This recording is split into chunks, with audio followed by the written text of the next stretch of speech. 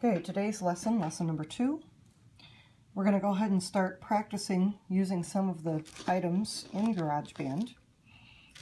Our next thing will be a project, so we need to understand how to use everything. So we're going to do another new song. I'm going to start from scratch again. So you're going to find your plus button. When you hit your plus button, you have a bunch of instruments. You can scroll through the instruments to see, what there is there. But I want you to end up again one more time on keyboard. So you're going to hit the keyboard. It opens up into, yes, a keyboard. Okay? And I'm going to go through all these buttons right now so I understand what everything means, hopefully. My songs, we know, will bring us back to our home page with all the songs on it. The instruments, if I hit instruments, I go right back to here, so I can choose my instruments again. And then up here, this is kind of fun, you'll be using this a lot. This one on the left shows you the instrument that you're playing on, in this case the keyboard. And then if you press this thing, it's called the timeline. And the timeline we'll get to next, that'll be our next mini lesson, will show you your music in time as it scrolls along, going like that. I'm going to go back to my instrument because I haven't made any recordings yet, so there I am with the piano again. These 3 buttons up here act like you might think. First of all, you've got kind of a rewind button. There is a what we call play header, and maybe it's over here and you want to go back all the way to the beginning. Well, you just hit that button and there it goes. It's back to the beginning. It just slides it around back to the beginning. You'll want to know that because when you start a recording, you always want to start at the beginning. It will make your life easier to know that. The play button, I'm going to go ahead and hit it right now, and you're going to hear some clicking sound. I'll explain what the clicking sound is in a little bit. Okay. So I'm going to stop that. You notice that the stop button shows up. All right. My play header is all the way over there. I'm going to put it back to the beginning. Okay. The red button, of course, is record.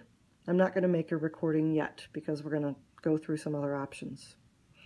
Right here you have a little slider, and that is your volume. So you can very quickly do that instead of trying to find the buttons. On my iPad, I have a metronome, and the metronome is the clicking sound that you just heard. It's blue right now, so it clicks. If I tap it, it's no longer highlighted, and so now it won't click. If I hit the play button, no clicking. You'll use that on and off from time to time, so it'll be different each time, depending on your song or what you're doing.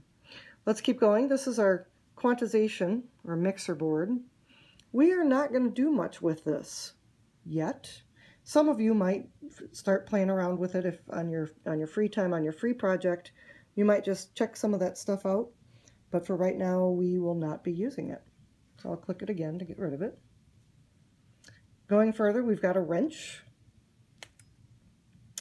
And here I would find the metronome if I didn't have mine up here. So if you don't have a metronome there, then you'll notice that it says metronome above count in right here. The count in you definitely want to leave on. It's going to give you 4 clicks every time you go to record something. That will tell you when your recording starts. So definitely leave that on. You can change your metronome sound. I happen to like the woodblock, but you can try any of those 4. Go back to settings.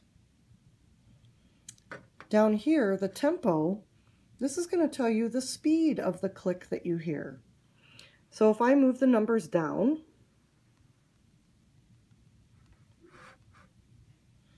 then that click, got to turn my metronome on.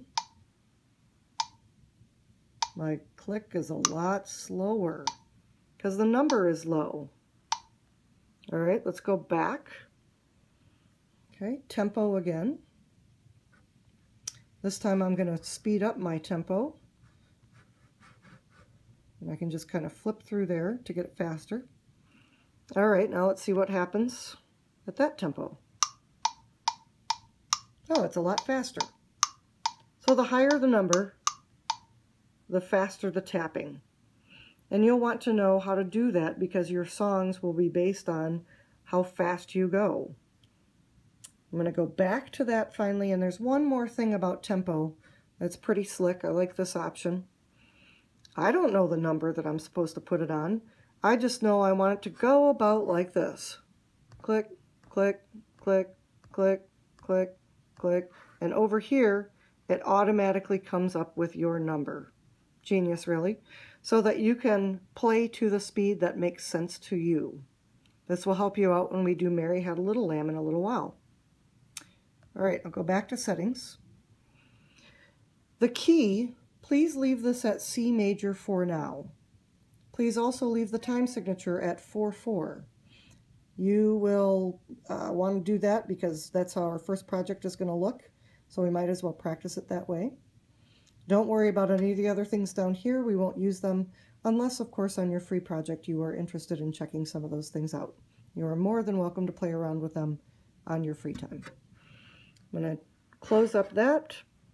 I'm going to go to the question mark here. The question mark, when I touch that, it gives me some information about the stuff on the keyboard. So maybe you need to find out some more information. And if you want an even more in-depth, this gives you a whole bunch of information. So you just press on that yellow information button, and that gives you a lot more information.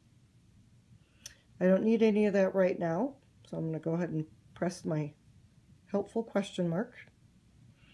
And I'm going to pause here so that we can go to lesson 3.